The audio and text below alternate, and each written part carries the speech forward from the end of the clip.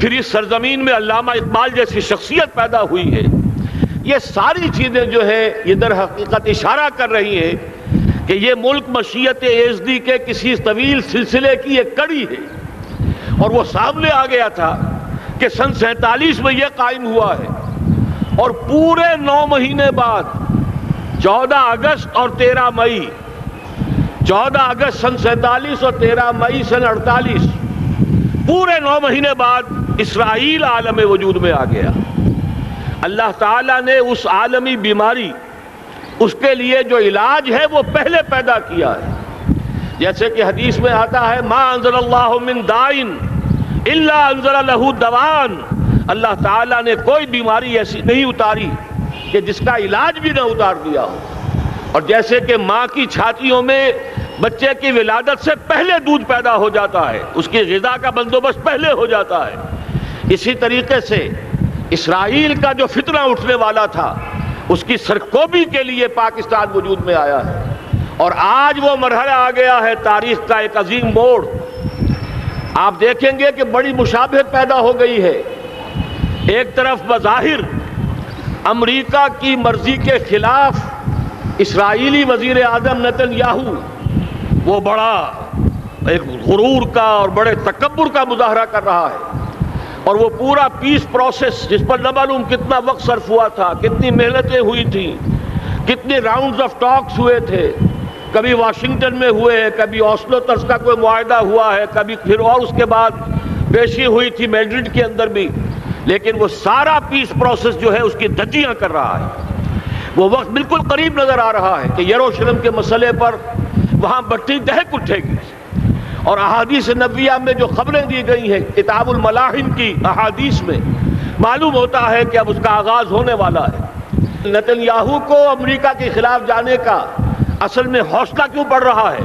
اس لیے کہ اسے معلوم ہے کہ فرنگ کی رگیں جہاں پنجہ یہود میں ہے، چاہے کلنٹن ہو یا کلنٹن کا باپ ہو، یہودی لابی وہاں کی اتنی مضبوط ہے، کانگریس میں اور سینٹ میں ان کا اتنا اثر ہے کہ کوئی بھی وہاں شخص بڑے سے بڑا طاقتور اور بڑے سے بڑا اختیارات کا حامل اسرائیل کی مرضی کے خلاف نہیں جا سکتا. یہی معاملہ یہاں نظر آ رہا ہے. بظاہر تو ناراضگی کا اظہار ہوا ہے، لیکن یہ بات اب تو کھلتی چلی جا رہی ہے. حقیقت یہ ہے کہ یہود اور ہنود کا بڑا گہرا لنک قائم ہو چکا ہے، اور یہ بھٹیاں اب دونوں طرف دہکیں گی. میں اس سے پہلے بارہا کہہ چکا ہوں، ملت اسلامیہ تقریباً 150 کروڑ افراد پر مشتمل ہے، لیکن اس میں سے تقریباً 20 کروڑ عرب ہیں. ان کو اللہ نے خصوصی فضیلت دی تھی. یہ تھے کہ جن کی زبان میں قرآن نازل ہوا، خود محمد عربی صلی اللہ علیہ وسلم عرب تھے، انہیں جو فضیلت عطا کی تھی. لیکن بدقسمتی سے اس دور میں آ کر بھی انہوں نے آزادی حاصل کرنے کے بعد بھی اپنا قبلہ درست نہیں کیا. کسی نے ماسکو کی طرف رخ کیا، کسی نے واشنگٹن کا رخ کیا، اللہ اور اس کے رسول کی طرف رخ نہیں ہوا. واقعہ یہ ہے کہ مجرم ہیں. دوسرے بڑے مجرم 150 کروڑ میں سے 10% یہ 15 کروڑ مسلمان ہیں. حالیہ جو سینسس ہمارا ہوا ہے اس کے بعد اندازہ ہو رہا ہے کہ یہاں کی آبادی 15 کروڑ ہو چکی ہے. 10% امت مسلمہ کا مسلمانان پاکستان ہے، اور یہ اس اعتبار سے کہ اسلام کے نام پر ملک بنا کر نصف صدی گزار چکے، لیکن یہاں پر اسلام کا بول بالا نہیں ہوا، کتاب و سنت کی بالا دستی کر اعلان نہیں ہوا. دستور میں ساری اسلامی دفعات موجود، لیکن اس کے ساتھ ہی ایسے خلا موجود، چور دروازے موجود کہ کوئی دفعہ بھی مؤثر نہیں ہے. یہ منافقت کا پلندہ لے کر ہم چل رہے ہیں اس دستور کو، اس دستور مملکت پاکستان کو.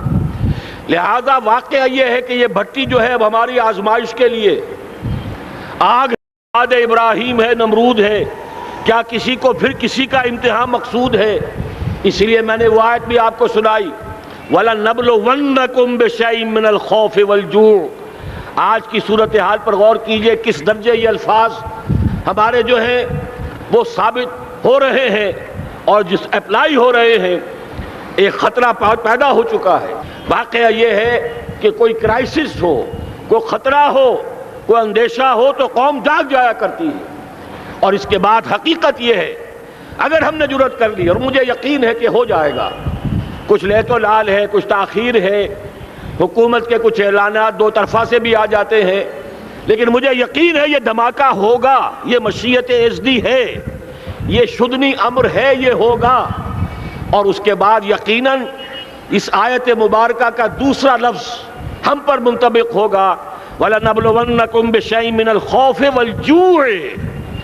یہاں دوسرا لفظ بھوک کا لفظ ہے، ہم پر سختیاں آئیں گی یقیناً۔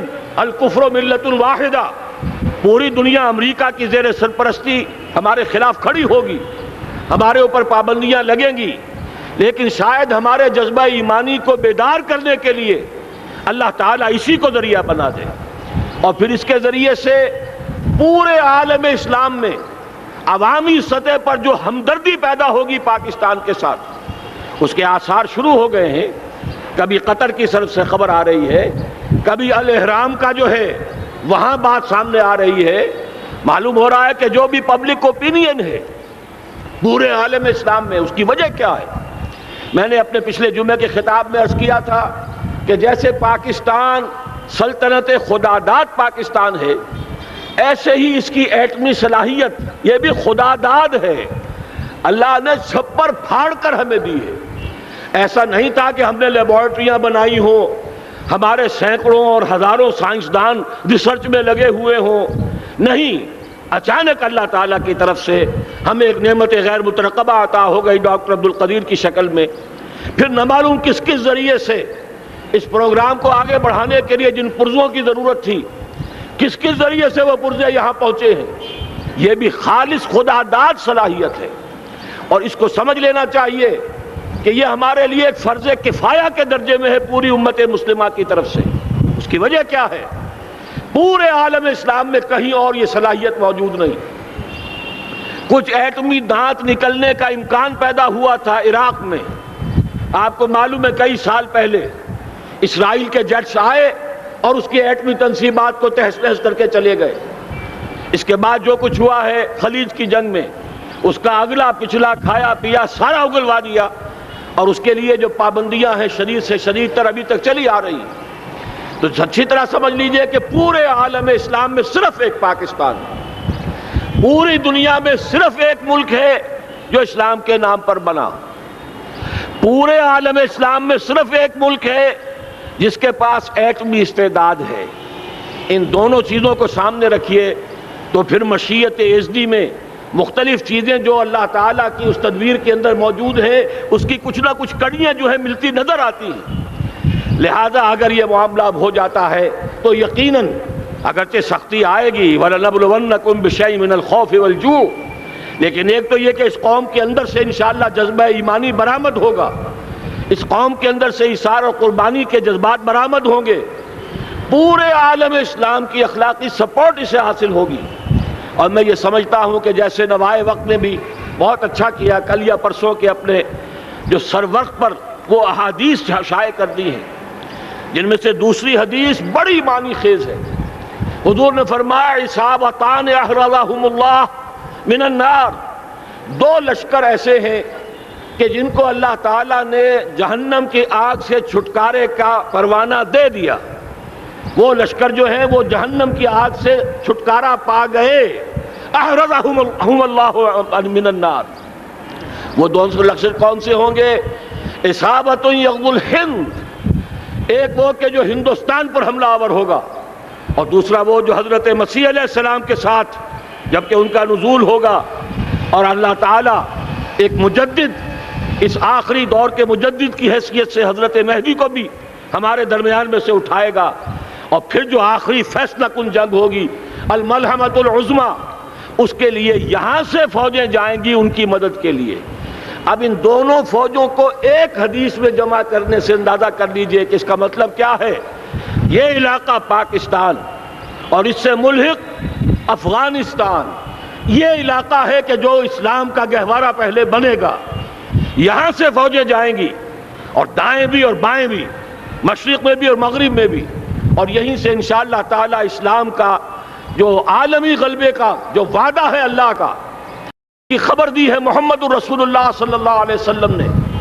لا يبقى على الارض بیت وبر ولا مدر الا ادخلہ اللہ کلمۃ الاسلام، اس روئے ارضی پر کوئی گھر بچے گا نہ خیمہ بچے گا جس میں اللہ تعالیٰ کلمہ اسلام کو داخل نہ کر دے۔ وہ حدیث کے جس کے بارے میں فرمایا گیا، حضور نے ارشاد فرمایا، حضرت ثوبان سے روایت ہے کہ اللہ تعالیٰ نے میرے لیے ساری زمین کو سمیٹ دیا۔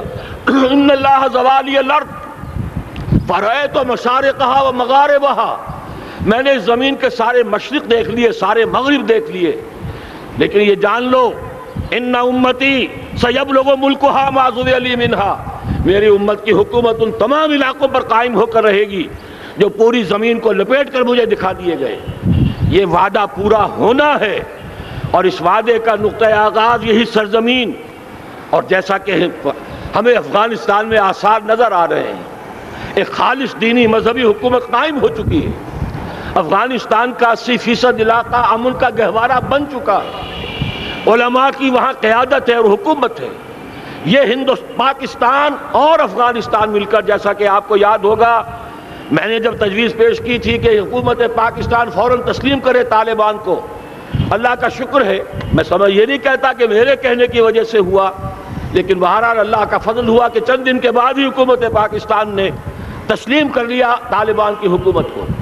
میری دوسری تجویز ابھی پینڈنگ ہے، پاکستان اور افغانستان کا کے درمیان کانفیڈریشن قائم کیا جائے۔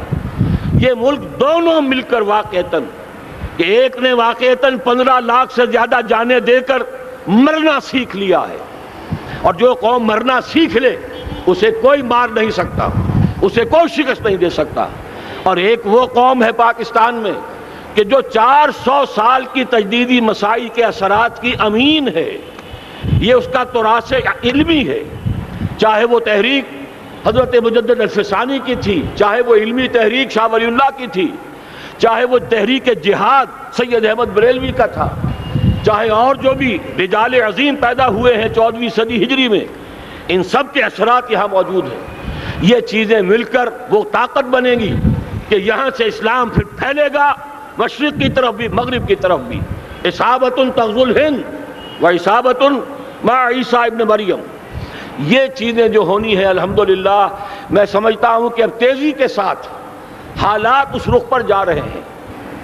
کہیں فرمایا ان ینصرکم اللہ فلا غالب لکم، اگر اللہ تمہاری مدد کرے تو کوئی تم پر غالب نہیں آ سکتا، وَإِن یخذلکم، اور اگر خدا نہ خواستہ اللہ تعالیٰ ہی اپنی مدد تم سے کھینچ لے، واپس لے لے، سلب کر لے، ان یخذلکم، تمہیں چھوڑ دے، فمن ذا الذی ینصرکم من بعد، تو پھر کون ہے جو تمہاری مدد کر سکے گا۔ اس مرحلے پر سیاسی جماعتیں اپنے جو ان کا مزاج ہے اس کے مطابق چاہتی ہیں کہ کیپٹلائز کریں، پولیٹیکل مفادات حاصل کریں۔ بہرحال میرے نزدیک ایک کنسنسس ہونا چاہیے، ایک نقطے کا دھماکہ ہونا چاہیے، اور نمبر 2، اللہ اور اس کے رسول کے ساتھ صلح اور اللہ کی مدد کی ضمانت حاصل کرنے کے لیے کتاب و سنت کی ٹوٹل بالادستی، پورے دستور پاکستان میں کوئی شے اس کے منافی ہو اس کو نکال کر باہر کر دیا جائے، نفاق سے پاک کر دیا جائے۔ جیسے دعا ہے اللہم ربنا طہر قلوبنا من النفاق، اسی طرح دعا مانگیے کہ اللہ ہمارے ملک کے دستور کو نفاق سے پاک کر دے، اور وہ ساری ترامیم جن کا کہ ہم نے ایک مہم بھی چلائی تھی، وہ ترامیم جس کا تقریباً وعدہ کیا تھا نواز شریف صاحب نے، جس کے لیے 2 مرتبہ ایک محفل میں کہا تھا راجہ ظفر الحق صاحب سے کہ راجہ صاحب پھر تیاری کیجئے اور دستور کی ترمیم کا بل تیار کیجئے، لیکن یہ کہ معلوم ہوتا ہے کوئی بڑا ہاتھ ایسا تھا جس نے روک دیا ہے۔ یہی ہاتھ ہے جو آج ہمیں ایٹمی دھماکہ کرنے سے روک رہا ہے۔ ہمیں چاہیے کہ یہ دونوں دھماکے بیک وقت کریں، اور ان دونوں دھماکوں کے بعد پھر چاہے دنیا کی کوئی طاقت ہماری دشمن بن جائے، ہمارے لیے اللہ تعالیٰ کی مدد و نصرت ہوگی۔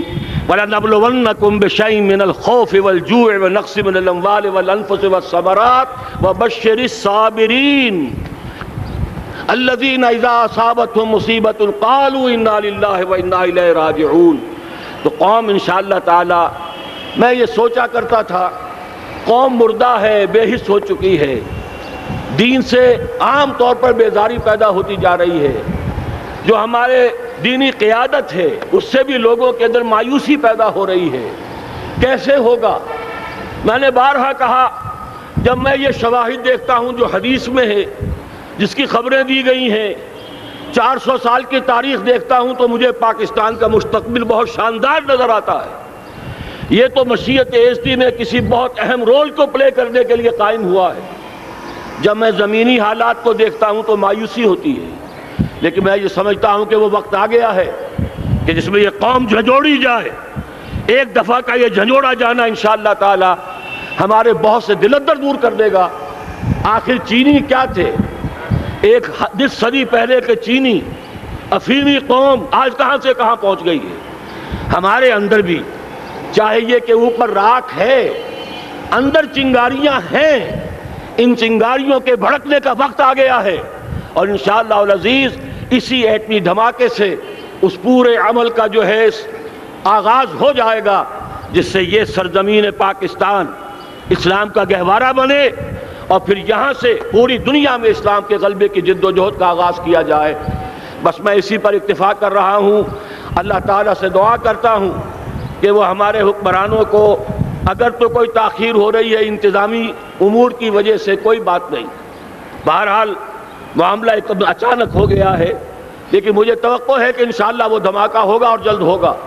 اگر کوئی تذبذب ہے تو ہم اللہ تعالیٰ سے دعا کریں گے وہ نواز شریف صاحب کے دل کو پھیر دے اور اس کے اندر استقامت پیدا کر دے، اور دوسرے یہاں کی سیاسی جماعتوں کو بھی یہ توفیق دے کہ کوئی اور سیاسی مسئلہ اس وقت نہ اٹھائیں، اور جو بھی یہاں پہ مذہبی اور دینی عناصر ہیں انہیں اللہ توفیق دے کہ وہ اس دھماکے کا مطالبہ کرنے کے ساتھ ساتھ، بلکہ میں یہ سمجھتا ہوں کہ اس سے بھی زیادہ زوردار انداز میں دستور پاکستان سے منافقت کے خاتمے اور کتاب و سنت کو سپریم لا قرار دینے کی ترمیم جو ہے اس کا دھماکہ بھی کیا جائے۔